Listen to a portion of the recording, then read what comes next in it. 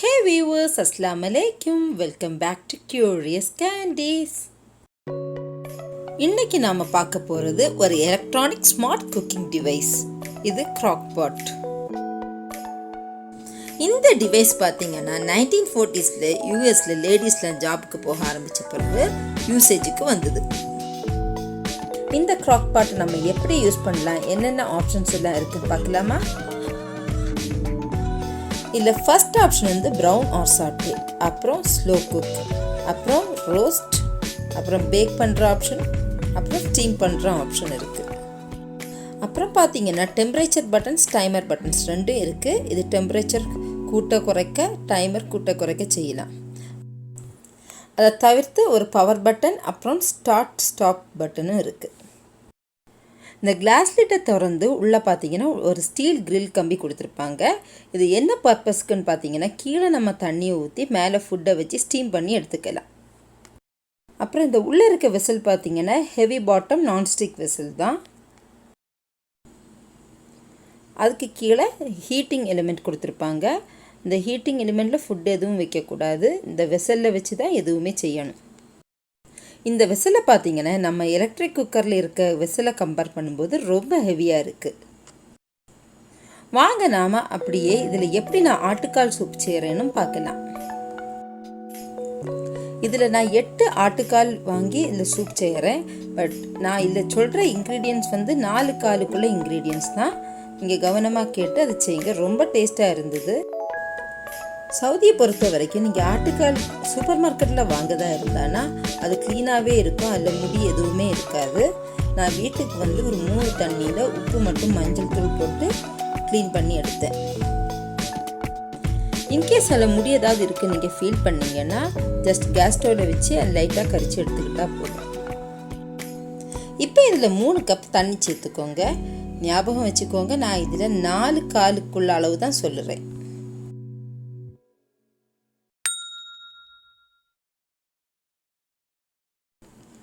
அப்புறம் இதில் ஒரு 3/4 டீஸ்பூன் மஞ்சள் தூள்,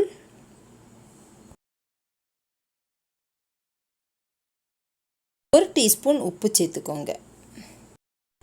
இப்போ நாம் இந்த வெசலை கிராக் பாட்டில் வச்சுருவோம். கிராக் பாட்டில் வைக்கும்போது அதில் அடிப்பாகம் எதுவும் எந்த ஒரு ஈரம் எதுவும் இல்லாமல் துடைச்சி எடுத்துக்கோங்க.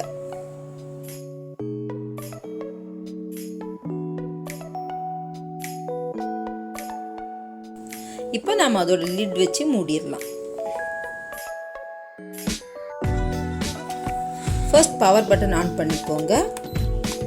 ஸோ நம்ம என்ன செய்ய போகிறோன்னு பொறுத்து குக்கிங் ஆப்ஷன் செலக்ட் பண்ணணும். நான் பண்ண போகிறது ஸ்லோ குக். நான் இந்த ஆட்டுக்கால ஒரு நைட் ஃபுல்லும் ஸ்லோ குக் ஆப்ஷன் யூஸ் பண்ணி வேக வைக்க போகிறேன். ஸ்லோ குக் ஆப்ஷன் செலக்ட் பண்ண உடனே அது டைமர் காட்டுது. Minimum 6 hours காணிக்குது. அதுக்கு குறைவாகவும் நம்ம சூஸ் பண்ணலாம். நான் இதுக்கு 10 hours செட் பண்ணுறேன். டெம்பரேச்சர் பார்த்தீங்கன்னா ஸ்லோ குக்குக்கு ஹை லோ அப்படி 2 ஆப்ஷன் வரும். நான் இது ஸ்லோ குக் வந்து லோ ஆப்ஷன் தான் இப்போ செலக்ட் பண்ண போகிறேன். இந்த ப்ரொசீஜர்லாம் முடிஞ்ச பிறகு பிளிங்க் ஆகிட்டு இருக்க ஸ்டார்ட் பட்டனை ஸ்டார்ட் பண்ண வேண்டியதுதான். ஸ்டார்ட் பட்டன் ப்ரெஸ் பண்ண உடனே பிளிங்க் ஆகிட்டு இருக்க லைட் ஆன் மோடுக்கு மாறிடும். ஸோ இப்போ நான் தூங்க போகிறேன். மீண்டும் காலையில் என்ன இருக்குன்னு பார்க்கலாம்.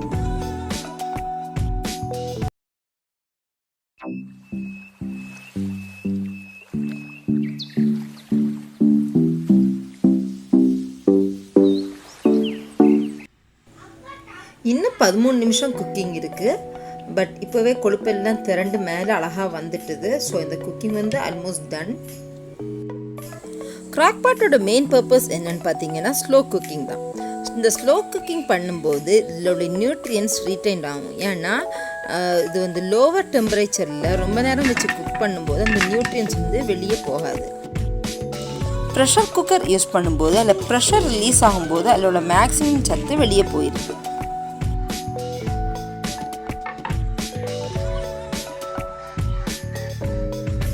இப்போ நாம் சூப்புக்கு தேவையான மசாலா பொருட்களை எப்படி ரெடி பண்ணதுன்னு பார்க்கலாம்.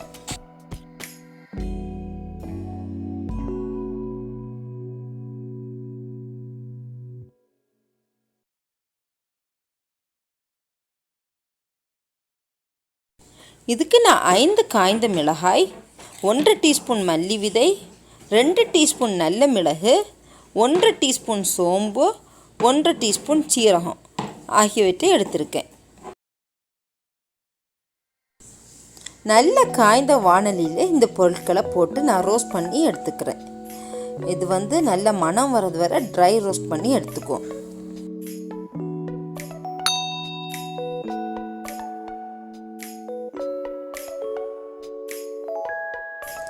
நல்ல மணம் வந்த பிறகு ஒரு துண்டு இஞ்சி, அப்புறம் ஒரு 15 வெள்ளை பூண்டு சேர்த்துக்கோங்க. நான் இந்த மாதிரி ட்ரெடிஷ்னல் டிஷ் செய்யும்போது நம்ம இந்தியாவில் கிடைக்கிற இந்த சின்ன பூண்டு, அப்புறம் இந்தியாவில் கிடைக்கிற இஞ்சி தான் யூஸ் பண்ணுவேன். இதில் மருத்துவ குணமும் வாசனையும் அதிகம். அந்த பாத்திரத்தில் இருக்கிற சூட்லேயே அந்த வெள்ளைப்பூண்டையும் இஞ்சியும் கொஞ்சமாக கிளறி விட்டுட்டு அது கூட பட்டை, கிராம்பு, அப்புறம் ஒரு ஸ்டார் அனீஸ் சேர்த்துக்கோங்க. அப்புறமா இந்த பொருட்களை நல்ல வடியாக அரைச்சி எடுத்துக்கோங்க.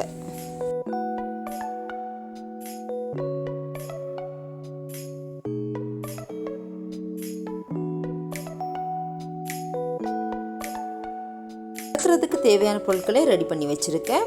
1 கப் சின்ன வெங்காயம் நறுக்கி வச்சுருக்கேன், 2 தக்காளி, கொஞ்சமாக மல்லித்தழை, ஒரு 4-5 கொத்து கருவேப்பிலை. இப்போ இந்த வாணலியில் நல்லெண்ணெய் சேர்த்துக்கிறேன். ஒரு 2-3 ஸ்பூன் நல்லெண்ணெய் சேர்த்துக்கலாம்.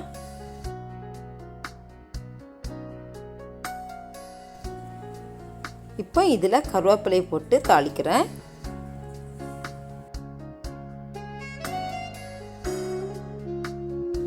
கருவேப்பிலை கொஞ்சம் நிறையவே போடலாம். இதில் கருவேப்பிலை பொரிஞ்சதும் சின்ன வெங்காயம் சேர்த்துக்கலாம்.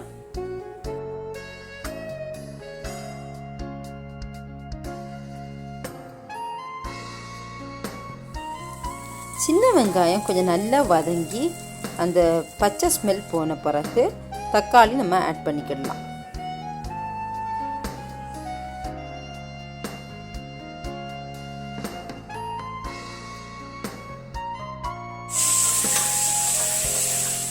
தக்காளியும் வதங்கின பிறகு கொஞ்சமாக உப்பு சேர்த்துக்குவோம். நம்ம ஏற்கனவே மட்டனில் உப்பு போட்டு வேக வச்சுருக்கோம்.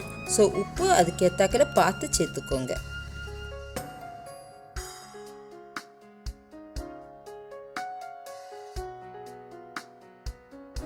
இது கூடவே நம்ம அரைச்சி வச்ச மசாலாவையும் நம்ம சேர்த்துக்குவோம். இப்போ இதை நல்லா கிளறி விட்டுக்குவோம்.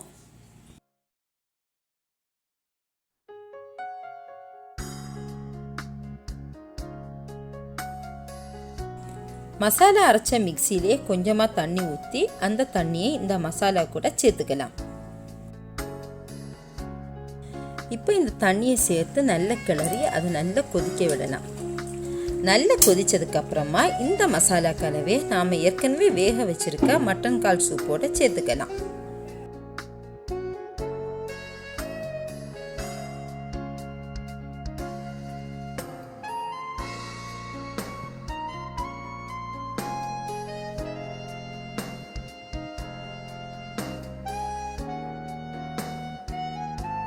மசாலா சேர்த்த பிறகு அதை நல்லா மிக்ஸ் பண்ணி விட்டுக்கோங்க.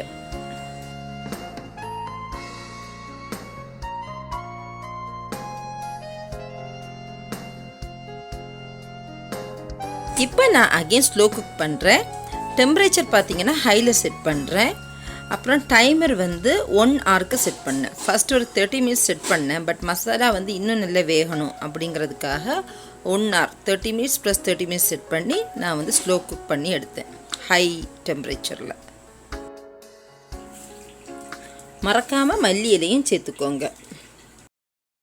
க்ராக்பாட்டில் குக்கிங் முடிஞ்ச பிறகு அந்த டிஸ்பிளே வார்ம் ஆப்ஷனுக்கு மாறிடும். ஸோ நம்ம எப்போ எடுத்தாலும் நம்ம ஃபுட் வந்து வார்மாட்டே இருக்கும். நம்ம திரும்ப திரும்ப சூடு பண்ணணும்ல அவசியம் இல்லை. நாம் இப்போ ஒரு அடிபொலியான ஒரு ஸ்பைசி சூப் ரெடி பண்ணிட்டோம். இந்த க்ராக்பாட்டுங்கிறது அவன் கம்பேர் பண்ணும்போது இது ஈஸிலி போர்ட்டபிள், சின்னது, ஸ்பேஸ் ரொம்ப எடுக்காது, அவன் மாதிரி பெரிய ஸ்பேஸ் எடுக்காது. அதே சமயம் உங்களுக்கு பல குக்கிங் ஆப்ஷன் யூஸ் பண்ணி டிஃப்ரெண்ட்டாக சமைக்கலாம்.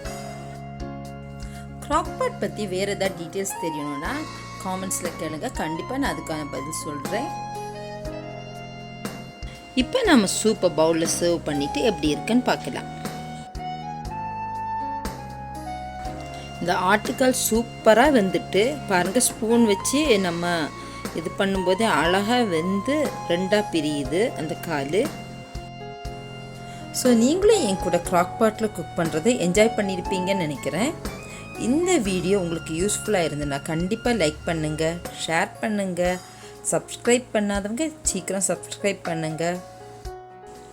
அப்புறம் நான் போடுற வீடியோ நோட்டிஃபிகேஷன் உங்களுக்கு உடனே வரணுன்னா பெல் ஐக்கானையும் ப்ரெஸ் பண்ணுங்கள். மீண்டும் நாம் இன்னொரு நல்ல வீடியோவில் சந்திப்போம். Until then, it's bye from Curious Mommy and Curious Candies.